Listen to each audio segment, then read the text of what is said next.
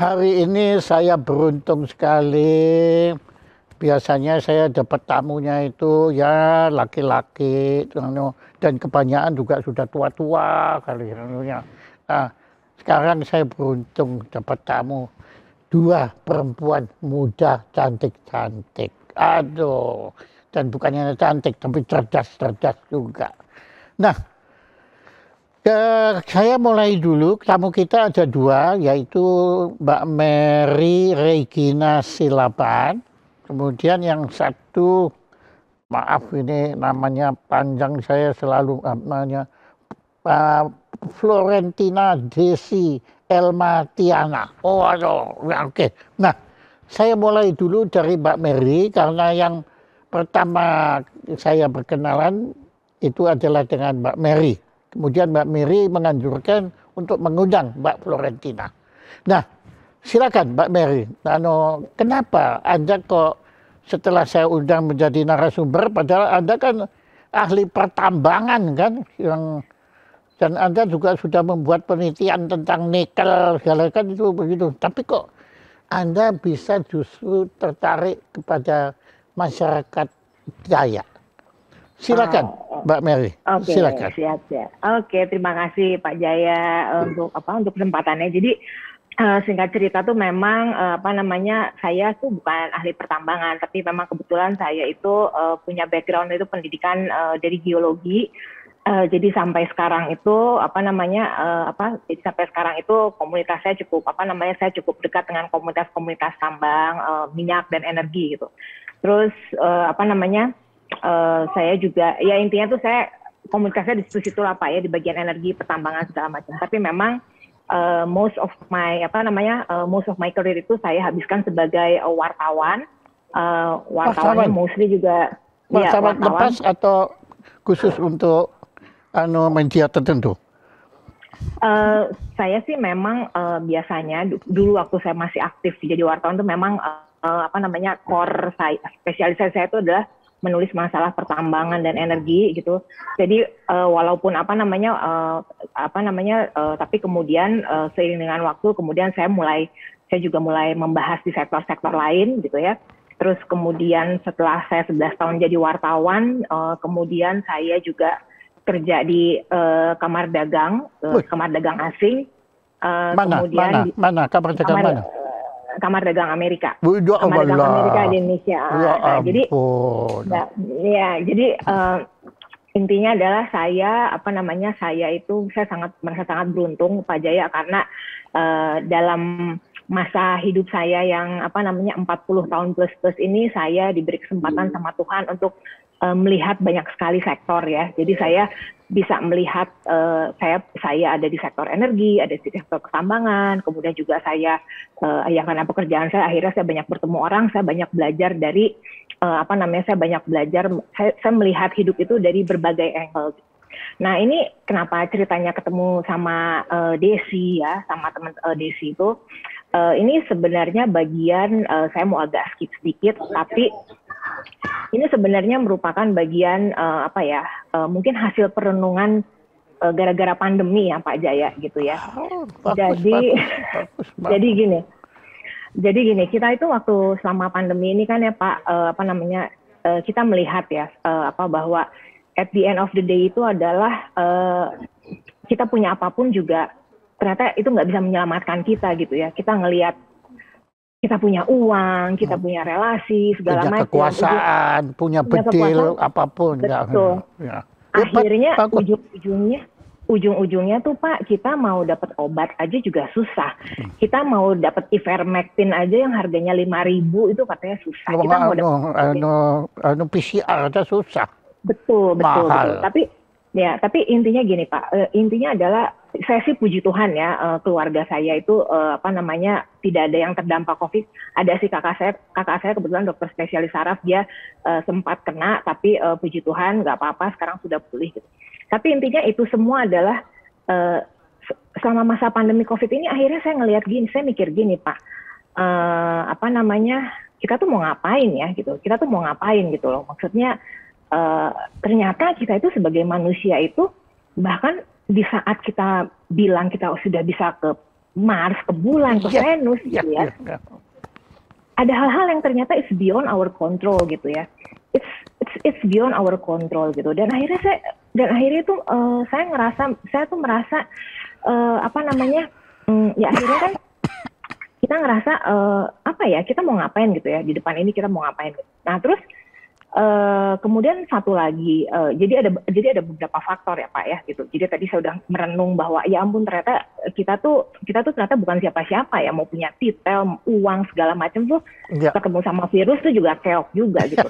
Nah terus akhirnya kemudian saya ngelihat gini Pak, sekarang kan oke lah, saya itu sebenarnya, terus kemudian pandemi kan kemudian orang mulai ribut ngomongin soal climate change ya gitu, climate change segala macam.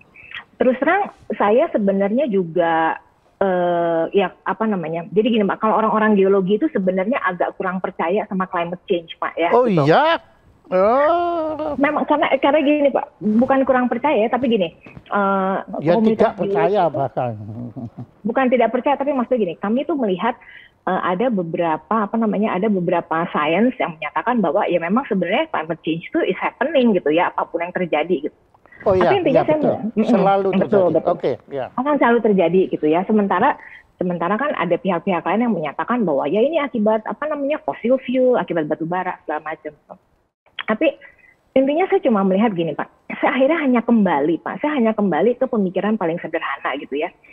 Akhirnya saya percaya bahwa bahwa memang alam kita ini sudah rusak ya Pak ya, hutan kita sudah gundul segala macam gitu. Dan sebenarnya ujung-ujungnya yang paling sederhana tuh apa sih Pak? Kita itu kan perlu oksigen ya Pak ya, kita perlu oksigen untuk bernafas gitu. Oksigen itu adanya dari hutan gitu, karena di hutan itu ada pohon gitu. Iya. Jadi itu pasti ya. Kalau oksigen itu, jadi oksigen pasti bukan dari laut gitu, bukan ya? Sebenarnya gini Pak, kita itu tuh sebenarnya pohon menghasilkan oksigen itu juga sebenarnya saya seperti diingatkan lagi karena saya suka nemenin anak saya belajar Pak gitu loh. Nah, saya cuma ngeliat gini Pak. Anak belajar apa? Ya ini anak saya kelas 5, kan sekarang kita jadi ibu harus nemenin belajar ya. Jadi saya cuma ngeliat gini Pak, saya cuma ngeliat bahwa saya ngelihat bahwa ujung-ujungnya tuh kita semua perlu hutan ya Pak ya gitu. Terus jadi hutan buat Anda penting. Itu bukan buat saya aja Pak, sebenarnya buat seluruh umat manusia gitu. Itu research proven ya, karena dia itu bukan cuma sekedar menghasilkan O2, tapi dia juga mengabsorb CO2 gitu ya, dan dia juga mengatur iklim. Dia mengatur iklim dan mengatur curah hujan. Dia mengatur iklim juga. Iya betul, dia mengatur iklim. Nah begini, saya putus sedikit. Kebetulan Nobel untuk tahun ini semua hubungannya dengan ini, meteorologi. Betul. Ya toh, semua tiga. Ya. Kan ada 3 kan? Orang Jepang, orang Jerman, terus orang Itali. Ya. Ada ngikuti kan? Iya betul. Itu ya apa yang Anda omong itu semua. Sebenarnya mestinya Anda yang dapat Nobel ya. Mestinya Anda yang dapat Nobel. Aduh, ya enggak lah Pak. Nah, cuma saya ngeliatnya gini Pak. Kemudian jadi saya akhirnya kembali percaya bahwa kita semua tuh perlu hutan ya Pak. Kita perlu hutan gitu. Nah, tapi sekarang gini, faktanya adalah hutan kita itu udah rusak. Saya nggak cuma ngomongin hutan Indonesia ya, tapi this is a challenge untuk semua negara di dunia. Ya, bahkan Eropa duluan kan? Betul, Eropa. Ya, di Amerika sana juga begitu.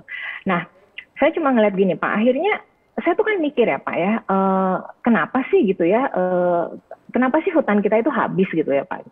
Ya karena sebenarnya industri ya Pak gitu, karena industri kita itu kan industri manusia modern ini kan sekarang sangat ekstraktif ya Pak gitu, dan memang entah kenapa memang yang namanya Tuhan tuh menempatkan semua kekayaan itu semuanya adanya di hutan gitu ya, mau tambang, mau kayu, semuanya pasti ada di hutan. Iya, betul. Baru sadar ya. Iya betul. Nah, saya kemudian tiba dalam satu pemikiran ini Pak. Saya ya karena kebetulan saya juga latar belakangnya itu kan judulnya sarjana teknik ya Pak. Saya hanya ngerasa gini Pak, pendidikan kita selama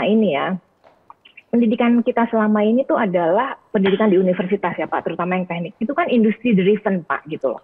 Jadi kita itu jadi gini, kita tuh misalnya kalau kamu jadi orang geologi kamu harus punya skill supaya nanti cepat diterima di perusahaan tambang, perusahaan Iya, iya minyak, betul, gitu, betul, begitu. betul. Itu Ya, setuju, Pak. mostly itu seperti itu gitu. Nah, terus udah gitu, dan saya tuh ngelihat gini, nggak salah juga sih Pak gitu ya, itu memang nggak salah juga. Tapi kemudian saya berpikir gini Pak, apa namanya, ini kan sehingga akhirnya orang mulai lupa gitu.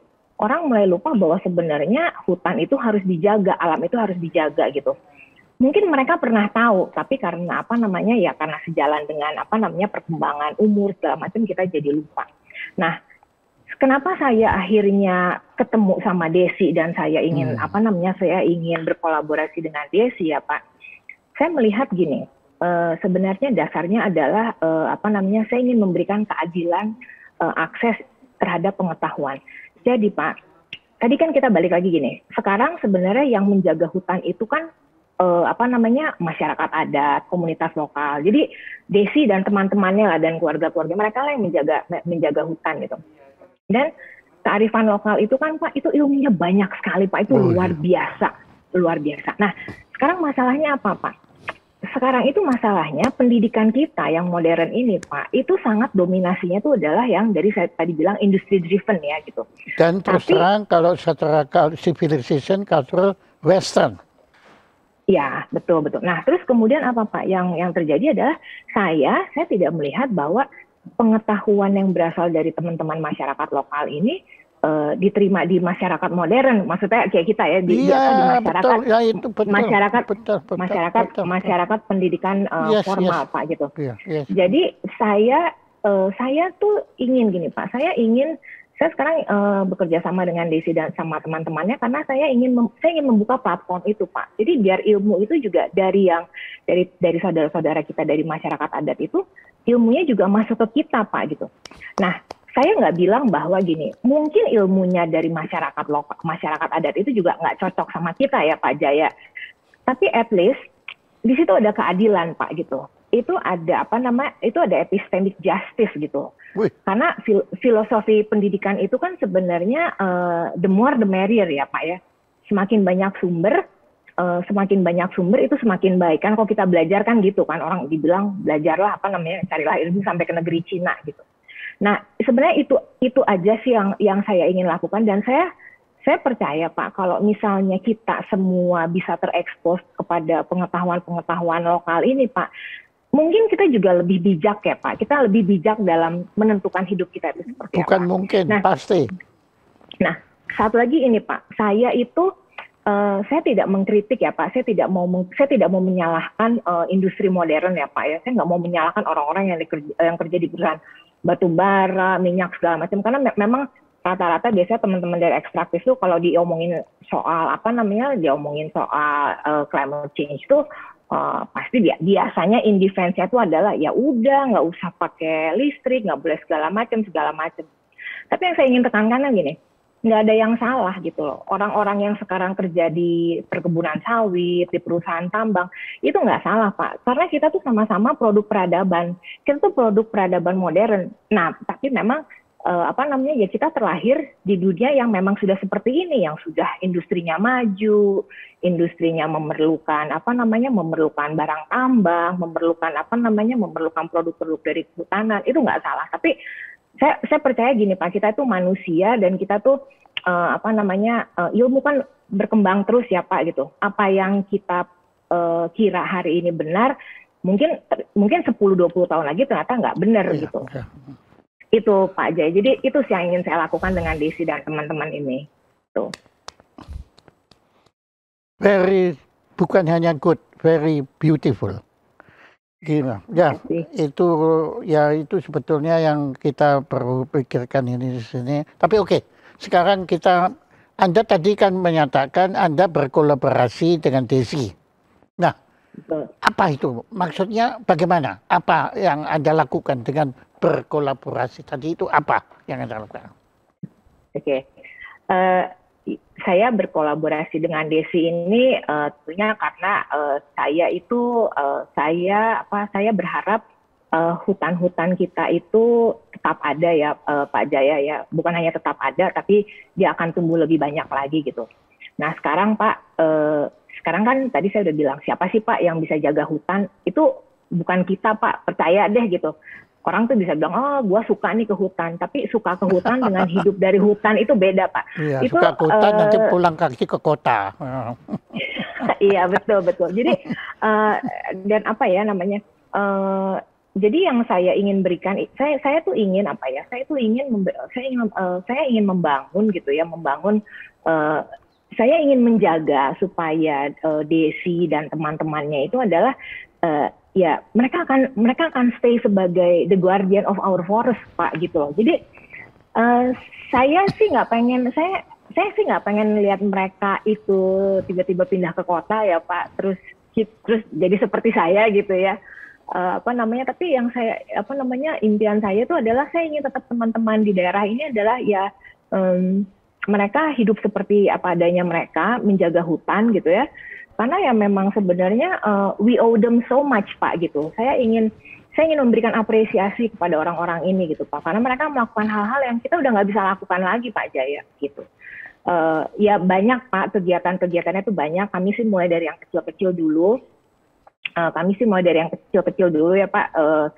Tapi intinya waktu saya bekerja sama dengan Desi itu, waktu saya ngobrol sama Desi di awal, saya bilang sama Desi adalah, Des, saya datang ke kamu itu bukan karena saya pengen kamu seperti saya, tapi saya belajar dari kamu, saya belajar dari kalian gitu loh. Itu yang saya lakukan saat ini Pak Jaya, dan perjalanannya sih masih panjang ke depannya. Gitu. Bagus banget. Ya, saya jadi ngerti sekarang kenapa Anda bersahabat dengan almarhum Wibisono. Ya, karena apa yang Anda pikirkan itu sebetulnya semua itu yang dipikirkan oleh Mas Wibi.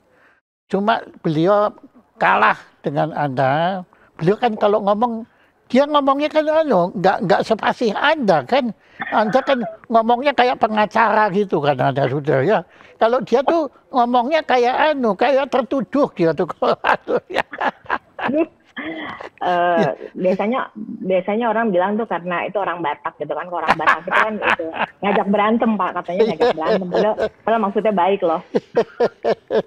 Keren, bagus. Nah, sekarang tiba saatnya kita mendengar apa yang bisa dikisahkan oleh Mbak Desi yang sudah begitu banyak dan diharapkan oleh Mbak Mary. Silakan Mbak Florentina, maaf kalau saya keliru nyebutnya, Mbak Desi dah, oke, namanya dong. Silakan Mbak Desi. Oke, halo semuanya. Terima kasih untuk kesempatannya sudah diundang. Jadi saya Florentina Desi Almatiana, biasa dipanggil Desi. Saya berasal dari Kalimantan Barat dan suku asli Dayak Simpang, pemuda adat Dayak Simpang, Kualan khususnya. Dan saya tinggal di kampung kecil namanya Taha. Di mana itu? Saya Taha. Jadi kalau di peta mungkin juga masih kecil sekali, malahan nggak terlihat mungkin. Waktu Anda dilahirkan, Anda apa sadar kalau Anda itu tadi yang dari mana? Dari masyarakat adat Dayak itu. Anda gimana? Waktu Anda lahirkan itu perasaan Anda bagaimana? Gimana, Pak? Oke, saya ulang. Tadi kan saya tertarik, Anda dilahirkan dari satu apa gitu, namanya apa sih? Betul? Taha. Taha. Dayak Simpang. Ya. Tahak. Dusun kayu bunga. Desa Palepinang. Ampun ya Pak, tidak tahu semuanya. Ya. Nah, waktu Anda dilahirkan kan Anda masih ada ingat nggak masa kecil Anda itu bagaimana? Waktu Anda dilahirkan, apakah dusun itu memang kecil, ada di tengah-tengah di tengah hutan atau bagaimana? Tolong ceritakan. Ya, kan saya nggak ngerti. Itu sangat menarik. Iya, saya sangat menarik itu Pak. Itu kenapa saya itu setelah menyelesaikan kuliah saya di kota, saya kembali ke kampung karena saya cinta sekali dengan kampung saya. Dulu waktu saya masih SD, kalau sekarang jalan Trans Kalimantan itu udah diaspal ya. Kalau zaman saya masih SD itu belum.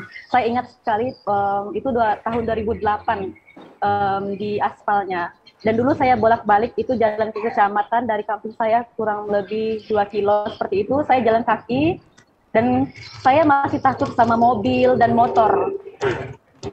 Karena dulu itu kan kami tidak ada listrik. Kemudian ada juga jadi yang Anda sudah waktu listrik lihat mobil motor takut? Iya, karena kata orang tua itu adalah orang jahat Wih, yang pakai ya, bagus. Oke. Nah, dulu. Nah, jadi kalau dulu itu memang ada perubahan yang untuk sekarang. Kalau dulu itu sangat mudah sekali untuk mencari sayur itu, hutannya masih banyak sekali seperti itu. Di belakang rumah aja udah mudah sekali. Walaupun sekarang masih ada sayuran kayak gitu, ada hutan yang kita bisa gunakan untuk mencari sayur, tapi nggak lagi seperti dulu.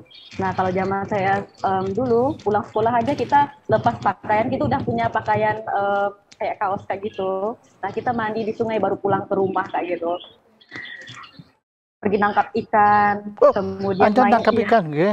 Ya, saya masih kecil juga karena kita terlahir juga mandiri ya.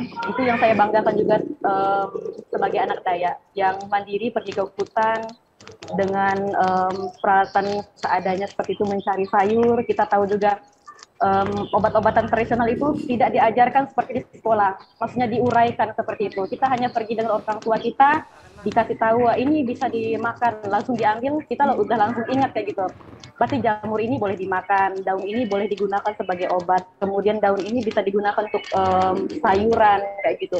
Tapi nggak pernah diajarkan oleh orang tua kita secara detail kayak gitu. Tidak sistematis. Ya, nggak sistematis. Oke, ya terus.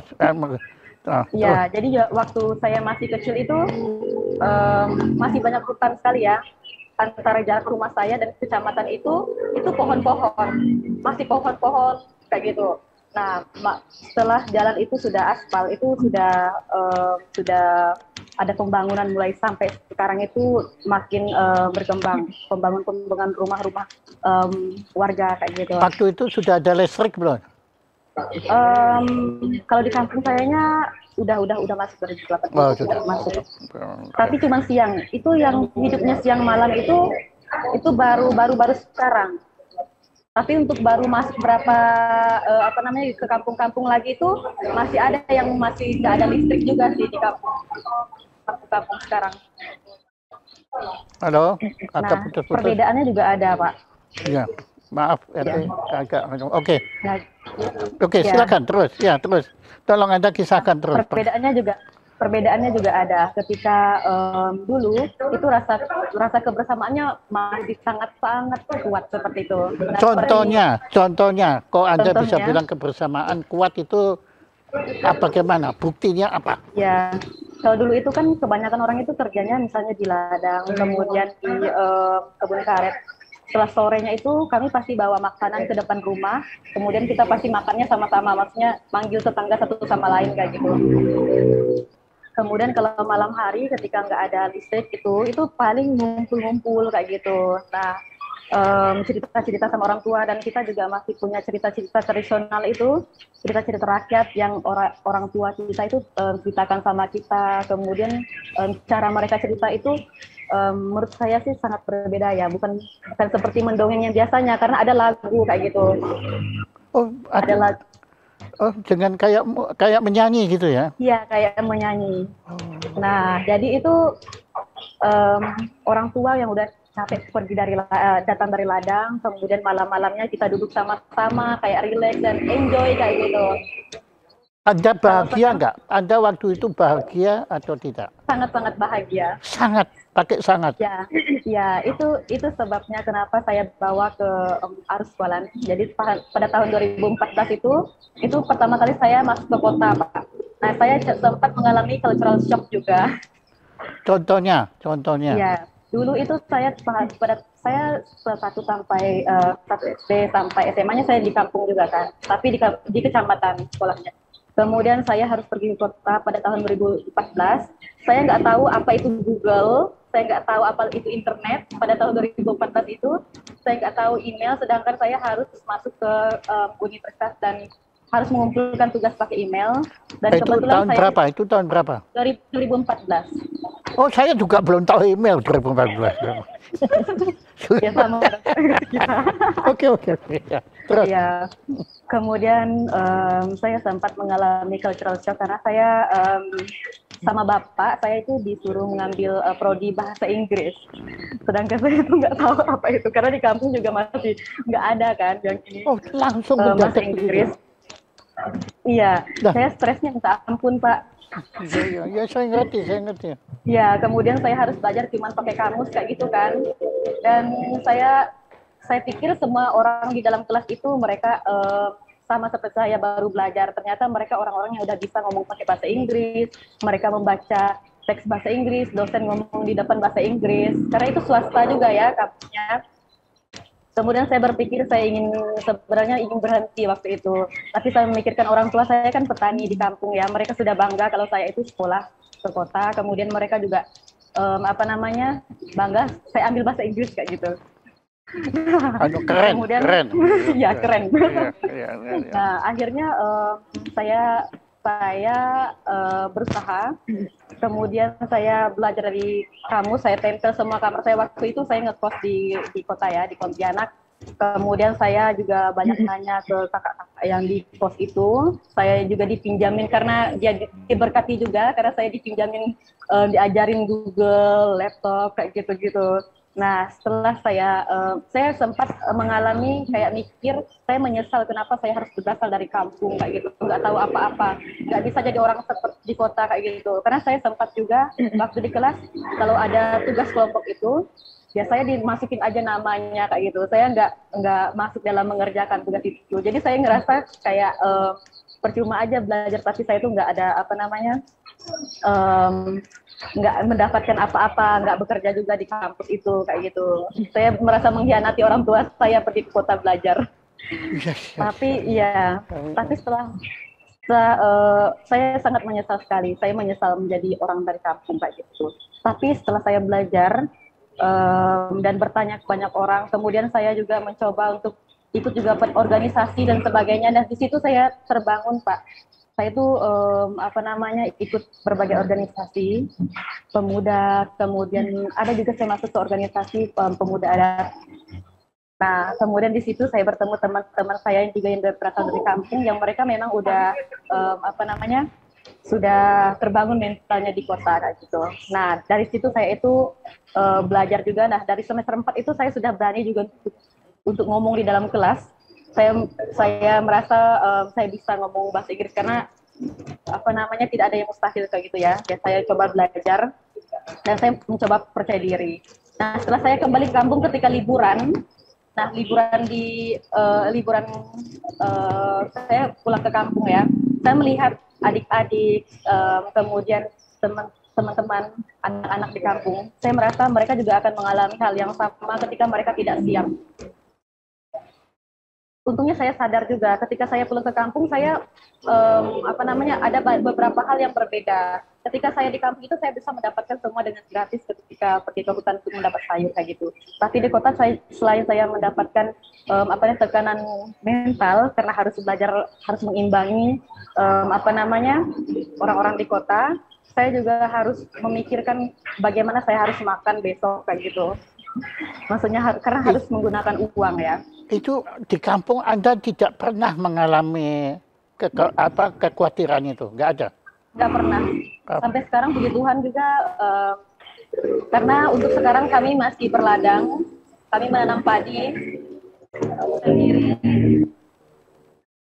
Kita juga jika ini cari sayur juga kita bisa cari sendiri. Yang penting kita itu rajin aja. Kuncinya rajin kalau orang tua kami bilang. Jadi kekhawatiran seperti itu sebenarnya untuk sampai sekarang itu belum pernah saya rasakan sih sebenarnya dengan keluarga di kampung itu. Dan saya harap itu tidak pernah saya rasakan juga sampai ke depannya kayak gitu. Nah, karena di kampung kami juga masih berladang, menanam padi sendiri. Anda bisa ya, nanam padi itu buat Anda hal yang wajar gitu. Iya. Dan ini juga sih sebenarnya yang jadi permasalahan juga kalau misalnya sekarang kan ladang kalau kami kan ladangnya ladang gunung ya. Ladang gunung itu cara menanam padinya itu dibakar dulu, tebang pohonnya kemudian dibakar.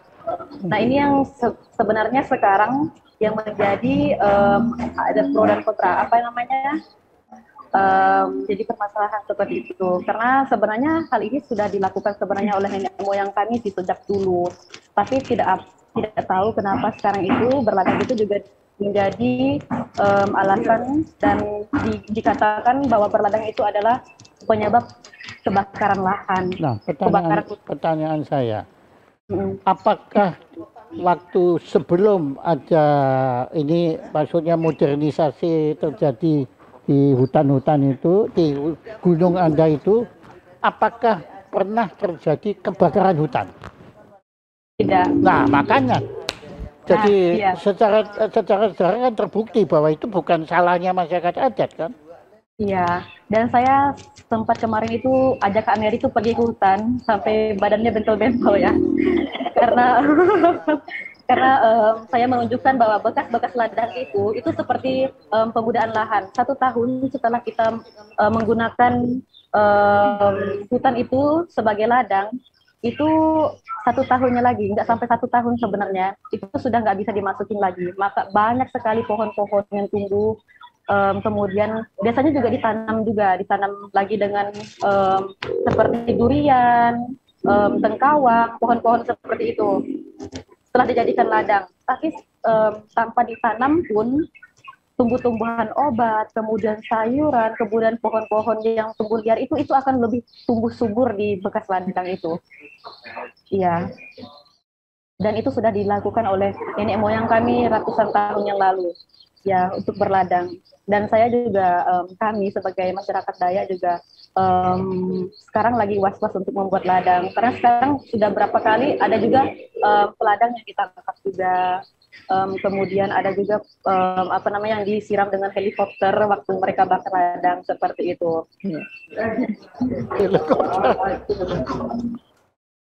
Iya, disiram pakai helikopter. Iya, iya benar. Ada yang disiram pakai helikopter. Ya. Kan jadi kok kayak film aja anunya begitu. Film James Bond itu. Nah, begini. Saya lihat Anda di sini membuat Arus Kualan Foundation. Iya. Apa itu Arus Kualan Foundation? Tolong Anda jelaskan. Arus itu apa? Kualan itu apa? Arus itu adalah bisa dikatakan angin juga, kemudian arus seperti arus air. Nah, kualan itu adalah sungai Kualan yang ada di belakang rumah kita.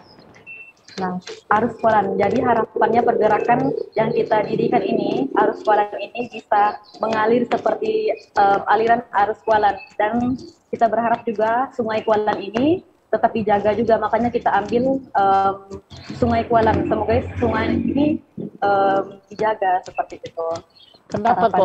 Kenapa harus dijaga? Karena kita butuh air untuk minum. Oke, tapi air. Kok dijaga? Apakah sekarang terancam? Ya, sangat. Oh, pakai sangat. Pakai sangat. Kan, apa? Ancamannya apa? Ya, karena ada sekarang kan saya bisa katakan beberapa tempat di Kalimantan khususnya itu kayak pertambangan emas misalnya kayak gitu. Nah, air-air itu sudah banyak yang rusak. Banyak sekali tempat-tempat di sini yang mereka sudah tidak bisa menggunakan airnya karena sudah keruh. Itu benar-benar terjadi atau Anda sekedar provokasi? Karena Anda tidak suka kalau itu ada tambang, maka Anda bikin-bikin. Enggak, saya bukan provokasi sebenarnya.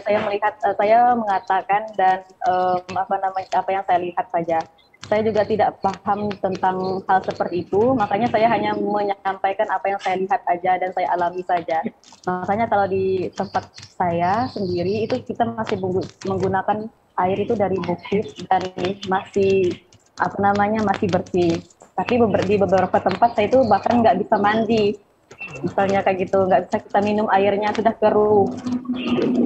Jadi Anda mengukur polusi ini dari kalau Anda tidak bisa mandi di situ, wah itu artinya sudah nggak beres kan? Nggak bisa mandi dan nggak bisa minum. Siapa juga mau minum air yang keruh ya, yang dengan lumpur. Ya. Saya nggak tahu apa kandungan apa-apa, saya nggak tahu di situ karena saya nggak paham tentang hal itu. Tapi saya mengukur berdasarkan apa yang saya lihat. Saya nggak akan mungkin minum air yang keruh seperti itu. Yes. Oke. Nah, Anda pernah diundang ke tribal gathering di Davao. Menjadi pembicara, ya. Kemudian ya ini Sustainable Solution di Bali. Nah, kemudian International Indigenous Film Festival. Iya. Itu yang ikut negara mana saja? International Indigenous Film Festival. Itu yang ikut dari berbagai negara sih globalnya, seperti ya ada dari luar Australia, yang di Bali itu juga ya banyak kayak gitu kan. Di Kalimantan juga ada, kemudian dari Papua, kemudian Amerika juga ada. Kemudian yang menariknya itu ya mengangkat tentang isu-isu tentang masyarakat adat juga. Kemudian tribal gathering in Panama. Betul? Panama. Di Panama, Anda sudah pernah ke Panama City? Sebenarnya saya harus berangkat, tapi visa saya nggak di-approve waktu itu. Oh, jadi cuma baru diundang ya? Tadi Anda belum sempat ngomong? Iya online. Oh, online akhirnya? Online. Ya, saya online aja. Oke, ya nggak saja. Itu ya online, jangan pakai saja. Bisa berangkat karena. Iya, toh, oke. Nah, juga Kuching International Rainforest Festival. Nah, Anda tolong ceritakan Kuching International Rainforest Festival. Apa yang dilakukan di situ kok pakai rainforest sampai ada festivalnya? Oh, kalau yang di situ itu saya lebih fokusnya ke Indigenous Film Festivalnya. Saya menghadiri, saya diundangnya yang kan banyak ininya, apa namanya kegiatannya. Saya fokusnya ke International Indigenous Film Festival yang ada di Kuching itu. Anda menari? Enggak. Oh iya, ada juga menari. Ada juga menari. Kemudian sebenarnya ada kegiatan yang memang fokus untuk menari aja. Menari, kemudian bermain sape. Oh, sape ya, sape. Ya, kita itu memutarkan film-film masyarakat adat kayak gitu. Kebetulan saya juga sekarang dengan adik-adik di sini kita buat mendokumentasikan kayak gitu, mendokumentasikan pengetahuan tradisional. Ya, oke, Mbak Desi dan Mbak Mary, begini. Waktu Mas Wibi almarhum masih hidup, itu di ruangan ini, itu Mas Wibi berjasa mempertemukan antara LSM dengan tokoh perusahaan perhutanan. Ya, saya kebetulan bersahabat, punya banyak sahabat, mulai dari pemulung sampai presiden. Makanya saya juga bersahabat dengan Wibi, tapi saya juga bersahabat dengan pengusaha. Saya kenal pengusaha ini, namanya Pak Franky Wijaya. Beliau dari Sinarmas, dan saya tahu benar dia itu orang baik betul. Ya, jadi dia pasti tidak ada niat apapun untuk merusak hutan, itu mustahil. Cuma memang pada waktu pertemuan itu ternyata memang disadari baik dari LSM maupun dari perusahaan itu mereka saling tidak memahami. Mereka tidak mengerti apa yang sebetulnya terjadi di hutan-hutan itu. Sebab ya Pak Franky walaupun juga pernah dengan Harrison Ford waktu itu datang ke ke hutan itu, tapi ya Harrison Ford pun ya cuma sebentar kan, dia juga nggak tahu sebetulnya apa yang terjadi. Nah, menurut saya apa yang Mbak Mary dan Mbak di sini utarakan ini sebenarnya perlu sekali dijembatani untuk supaya terutama teman-temannya Mbak Mary yang menganggap bahwa climate change nggak ada dan lain-lain, itu Donald Trump kan juga begitu anunya. Cuma yang perlu ini memang sebetulnya supaya tahu ya saya juga kan tidak tahu apa yang sebetulnya terjadi di sini.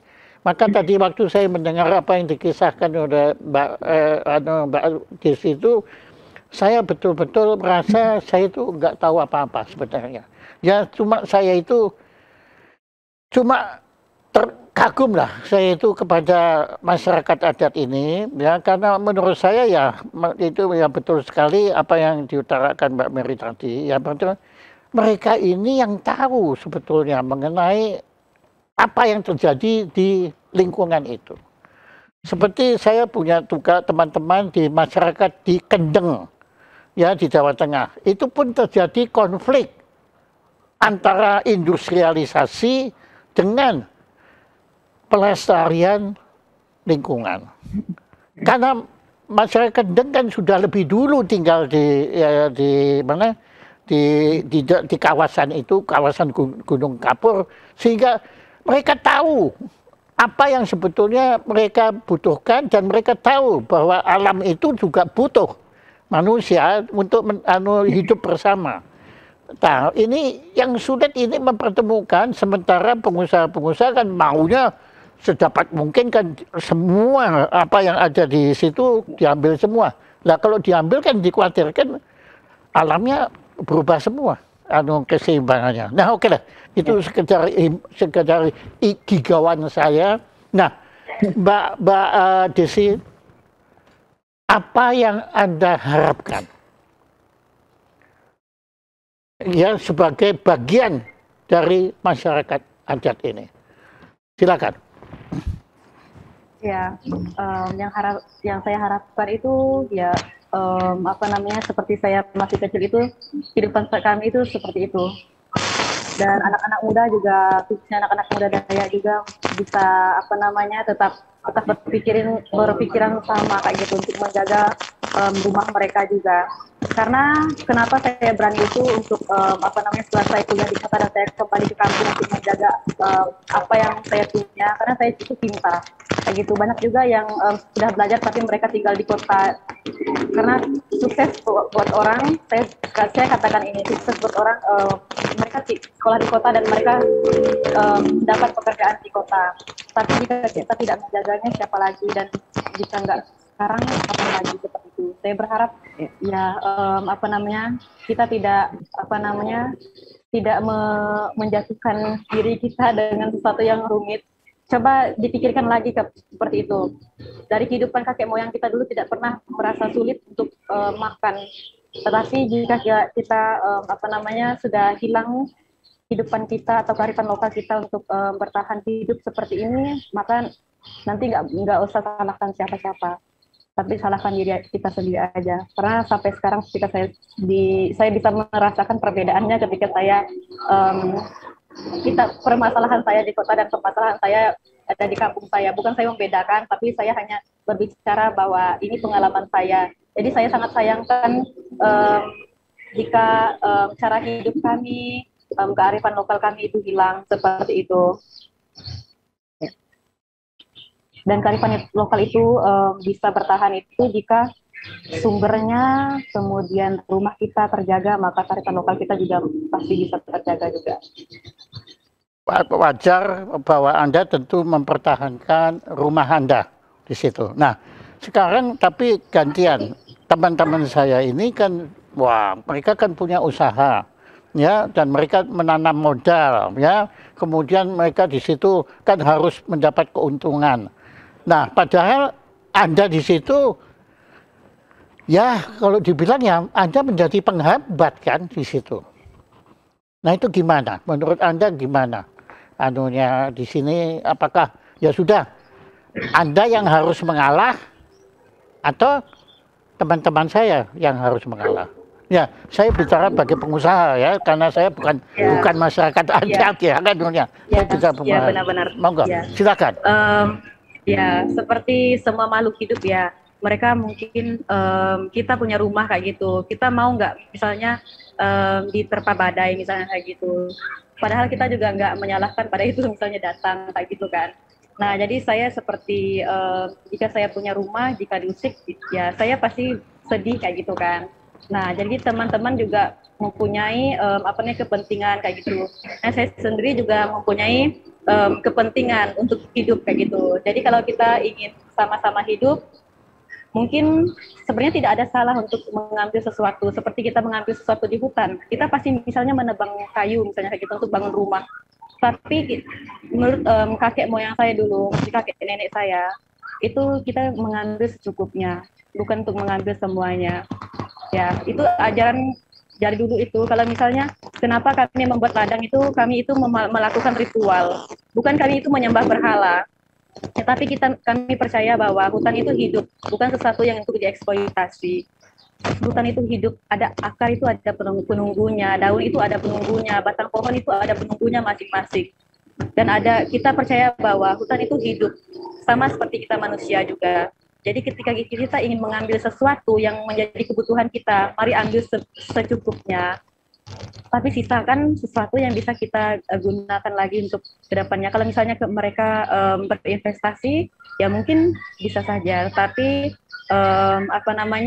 yang terjadi sekarang mungkin itu saya lihat sih eksploitasi mungkin ya. Maksudnya tuh mari ambil secukupnya, tidak mengambil semuanya kayak gitu. Itu aja sih. Karena saya juga di hutan, ya kami mendirikan rumah juga menebang pohon. Kita menebang pohon kayak gitu. Apakah semua pohon itu untuk ditebang dan bangun rumah sebanyak-banyaknya kayak gitu? Itu kan nggak mungkin kayak gitu kan. Tapi kita butuh rumah untuk tinggal. Iya kan? Iya. Jadi menurut saya ambil secukupnya, jangan semuanya.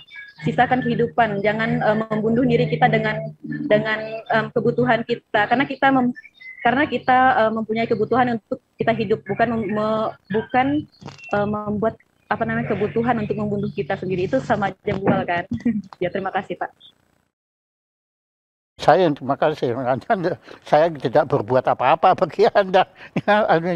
Begini, jadi saya makin mengerti apa yang dimaksud dengan sustainable development yang sudah dideklarasikan oleh tidak tanggung-tanggung, tidak kurang dari United Nations, Persatuan Bangsa-Bangsa, yang sudah menyepakati agenda sustainable development sebagai pedoman pembangunan planet bumi, seluruh pembangunan pada abad ke-21 ini. Dan Indonesia sudah tanda tangan. Ya, yang tanda tangan waktu itu saya tahu benar Pak Yusuf Kalla. Ya, mewakili sebagai wakil presiden.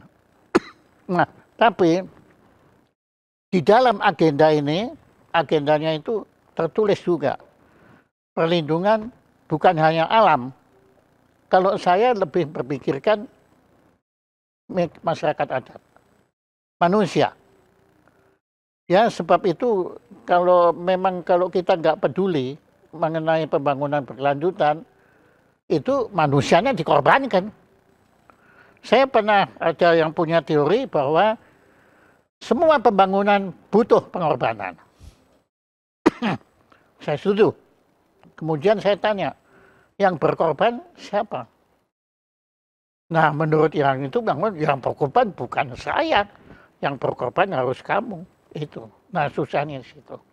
Nah, ini bagaimana kita menyadarkan mereka yang kebetulan punya kepentingan untuk menggusur masyarakat padat ini, itu sangat maaf. Oke, maaf. Kalau saya sudah bicara gini, intinya habis anunya, karena terus terang saya sedih ya. Saya tidak kenal Anda, ya saya belum, tapi Mas Wibi itu termasuk yang sudah meracuni saya. Ya, untuk memikirkan nasib orang-orang yang saya dulu nggak ngerti hutan apaan, ya, saya taunya orang hutan, ya, tapi saya nggak tahu. Tapi Mas Wibi itu, ya dia juga bukan melindungi hanya manusia, gajah aja dia juga lindungi kan, situ. Nah, maka ini saya kira ya Mas Wibi ini memang mewariskan Anda berdua untuk Pak ini setelah saya pergi, maksudnya beliau pergi, ini tolong. Ini adalah warisannya saya. Tapi karena ternyata Anda berdua kan yang perjuangkan dulu Mas Wibi. Nah, Anda tepat sekali mengatakan secukupnya. Saya bukan orang Batak, saya bukan bukan orang Dayak. Tapi perkataan secukupnya itu ada di kebudayaan saya sebagai orang Jawa. Ada perkataan sakmadio. Sakmadio itu secukupnya. Ya, apapun kalau berlebih itu tidak bagus.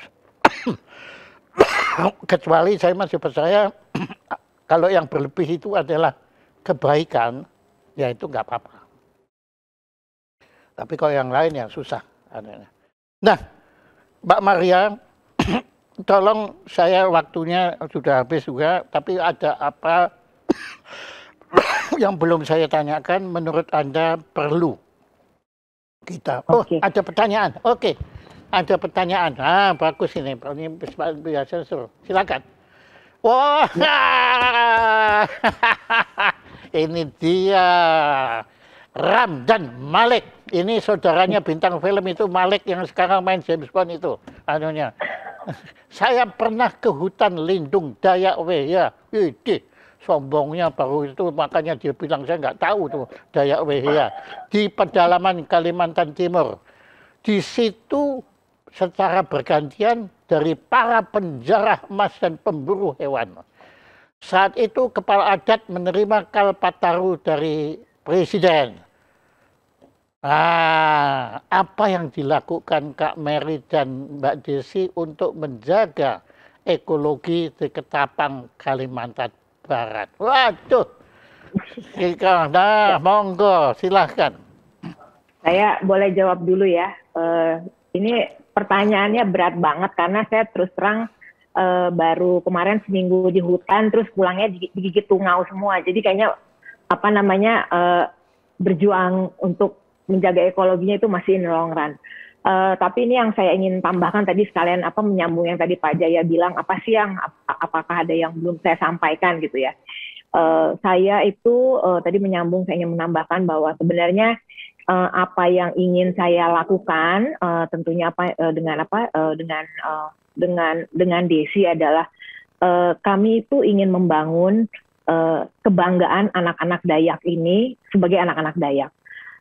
Karena terus terang saya kemarin di sana sama mereka seminggu gitu ya Pak ya, I cannot thank them enough ya Pak, karena saya tahu bahwa mereka ini melakukan hal-hal besar Pak, hal-hal besar yang saya juga udah nggak bisa lakukan Pak gitu loh. Dan saya itu melihat saya tuh betapa melihat memang mereka tuh memang sangat embedded dengan hutan ya Pak Jaya. Jadi tadi kalau Bapak nanya ke Desi itu, kalian tuh hidupnya bahagia nggak sih? Itu persis pertanyaan yang saya pernah tanyakan waktu di sana Pak. Jadi Pak, intinya adalah saya sih memang waktu di sana tuh saya bahagia banget Pak. Bapak bayangkan kalau lapar tinggal jalan sebentar ke hutan, ngambil pakis, ngambil sayur, ngambil salak gitu ya Pak ya, dan ngambil buah-buahan lain. Terus nanti kalau pengen makan ikan, tinggal ke sungai. Nanti kadang-kadang mungkin dapat ekstra ular gitu ya Pak ya, karena ularnya ada di dalam pukat gitu. Terus beras itu beras itu kemarin jadi teman-teman Dayak ini mereka punya kebiasaan panen itu berasnya disimpan gitu ya untuk 1 tahun ya Des ya, untuk 1 tahun atau sampai musim panen selanjutnya gitu. Bisa aja 2 tahun. Iya 2 tahun. Jadi secara suplai makanan tuh mereka aman Pak Jaya. Nah terus ini yang menarik ya Pak, ini yang menarik banget selama saya di sana. Jadi kebetulan waktu itu lagi musim musim menugal Pak. Jadi mereka tuh mulai musim tanam gitu. Jadi memang yang menarik adalah mereka punya kebiasaan setelah dari ladang itu mereka kumpul-kumpul gitu. Oke Pak, ini adalah orang masyarakat adat yang biasanya yang stigmanya buat kita adalah orang miskin, orang susah. Itu Pak, setiap malam itu saya nggak pernah kekurangan makan. Tiap malam itu namanya masakan babi 10 rupa itu ada di situ Pak. Bapak mau minum tuak, mau minum arak, itu 1 jerigen Pak. Jadi intinya hidup tuh membahagiakan sekali gitu. Nah akhirnya tadi seperti Desi bilang, mereka nggak pernah pusing tuh Pak mikirin makanan gitu. Saya terus terang setelah pulang dari sana saya jadi tambah stres Pak pulang ke Jakarta, karena saya jadi mikir gini, aduh saya tuh sekolah tinggi-tinggi, kerja susah-susah gitu ya, Tapi sebenarnya hanya untuk menjebak diri saya ke dalam apa namanya ke dalam masalah yang lebih besar ya. Kita kan kalau orang di kota biasanya ya pusing lah mau makan apa gitu kan, atau nanti pusing, oh belum punya rumah atau segala macam gitu. Jadi itu sih yang ingin saya lakukan. Apa namanya saya ingin membangun kebanggaan anak-anak Dayak ini Pak, karena ya mereka lah the guardian of our forest gitu. Dan saya pikir saya juga berharap nanti semua karena tadi saya bilang yang bisa jaga hutan itu mereka Pak, karena memang dari sisi psikologi lingkungan itu mereka itu punya sense of place Pak, karena hutan itu identitas mereka gitu. Itu sih bagus sekali. Nah, ini tadi pertanyaan Mas Malik tadi itu sebenarnya lebih menjurus kalau boleh saya rangkum ya, apa yang sudah dilakukan untuk menjaga ekosistem di sana. Ini ada catatan begitu. Gimana? Ada apa? Bagaimana? Apakah Mbak Mary atau Mbak Desi yang akan menjawab ini? Ya, untuk menjaga ekosistemnya ya. Nah, kalau dari saya sendiri, makanya tetap kalau misalnya kalian dari masyarakat adat, kalau saya berbicara itu lebih kepada dari masyarakat adatnya ya. Jadi untuk lebih ke generasi mudanya, karena saya generasi mudanya ya, generasi penerus yang akan menjaga rumah kami. Jadi tetap bangga akan identitas kita, tetap bangga dengan apa yang telah diwariskan oleh nenek moyang kita, maka kita akan tahu apa yang kita akan lakukan. Walaupun tidak harus dikenal orang, tapi kita saya tidak bisa melakukan hal yang besar, tapi saya masih bisa untuk mencari rebung, mencari pakis di hutan.